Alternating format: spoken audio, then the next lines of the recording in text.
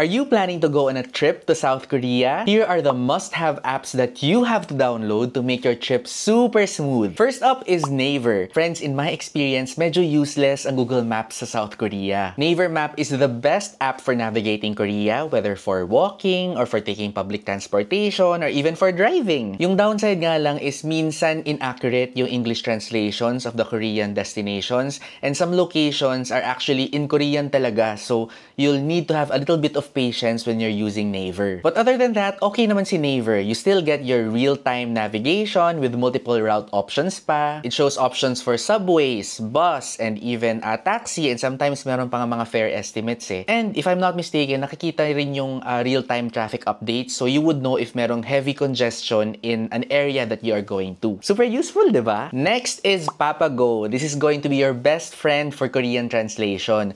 Google Translate kasi sometimes gets Korean wrong, but Papago is way better. Super helpful siya for reading menus or for reading signs when you're asking for directions or even talking to locals. So Papago offers text, image, and even voice translations. And it can also translate full conversations in real time. So perfect siya, di ba, when you're talking to locals. Ako personally, yung gamit na gamit ko sa kanya is the image translation tool, which I use to read signs or menus para hindi mo nahuhulaan kung ano yung orderin mo. Number 3 is Kakao Taxi. This is the best app to book a cab in South Korea. Cheaper, faster, and mas hassle-free than kung mag-hail ka ng cab by the street. Ilalagay mo lang yung destination mo in English and then that's it. Makakabook ka na ng taxi. So with Kakao, you can book taxis instantly, parang Grab lang or Uber, and you can also book taxis in advance. You will see the fare estimates before booking para walang gulatan sa price. And there are also various payment options like merong Kakao Pay, pwede ka magbayad via credit card, meron kang PayPal eh, pwede ka magbayad via PayPal. Heads up lang na you would need a Kakao account for you to be able to log in. Dito ako medyo nahirapan at first, but after mo naman siya ma-set up the first time, you're good to go na. Next is Uber. Well, hindi naman ganun ka-common ang Uber sa Korea. That's why most of the time ginagamit ko pa rin ay Kakao Taxi.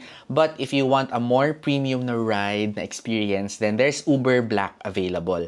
Medyo pricey siya, pero if that's the kind of vibe that you want and you don't mind paying for more, edi why not, diba? So basically, Uber, if you want more luxury cars and syempre, professional pa rin naman yung mga drivers, and there are also a lot of payment options. So if international credit cards yung meron ka, pwede yun, na-accept yun sa Uber. Next app natin ay Bokacheck. So this is what you're going to use to check the balance in your T-Money card. Korea is one of the countries na napuntahan ko na meron talagang efficient na public transportation. And you would need your T-Money card to be able to experience in its full glory yung public transportation nila. So you either buy a T-Money card or loloadan mo na lang kung meron ka na existing.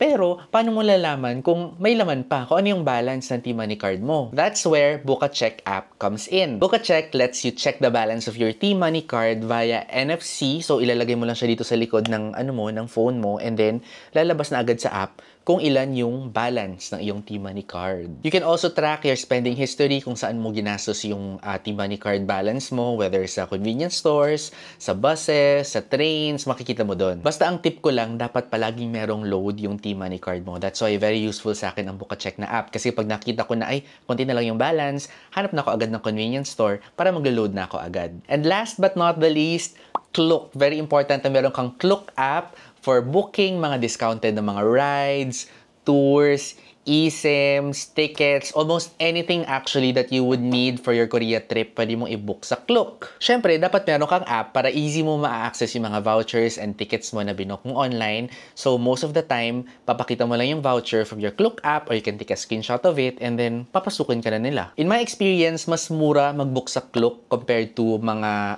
on-site na prices, especially kapag meron kang mga gagamitin na discount codes. You can book access to major attractions like Everland, yung mga DMZ tours, Lotte World, yung mga tour to Nami Island, Alpaca World, lahat yan pwede nyo mabook sa Klook. Even airport transfers, wifi rentals. Ako naalala ko dati nag-book ako ng shuttle service from Myeongdong to Nami Island. Binook ko lang sa Klook. Tapos hindi na ako pumila. Pinakita ko lang yung Klook voucher ko dun sa mismong immigration pa Nami Island. And then pinapasok nila ako agad. Sometimes may mga access din sila na lets you skip the lines. Kasi minsan may mga attractions or destinations na nakahiwalay yung pila.